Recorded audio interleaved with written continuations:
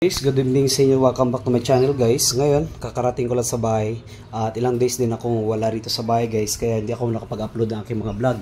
So ngayon, ipapakita ko sa inyo yung bagong pisa na sisiw kasi naririnig ko kanina pagka galing ko sa school, pagka dating ko rito sa bahay, meron akong naririnig na huni ng mga sisiw.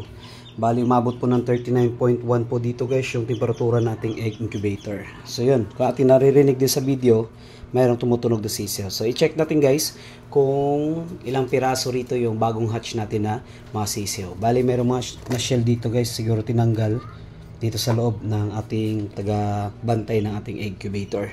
So ngayon, titingnan natin sa loob yung kung ilang piraso yung napisa natin na mga bagong sisiw. Okay, so yun. Bale, tanggalin ko muna ito guys. Yan.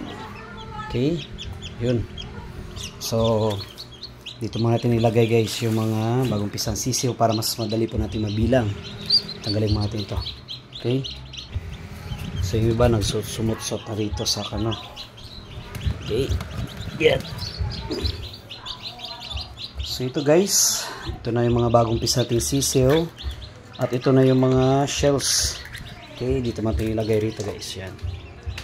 Okay, so ito po yung mga bagong pisa nating masisiw. Tapos, meron dito mga bitak. So mag-hatch pa lang yan. Meron tayo ditong, so bilangin muna natin guys kung ilang piraso rito. 2 4 6 8 10. So meron tayo 10 bagong pisang mga black meat chicken dito yung mga sisiw natin. Okay?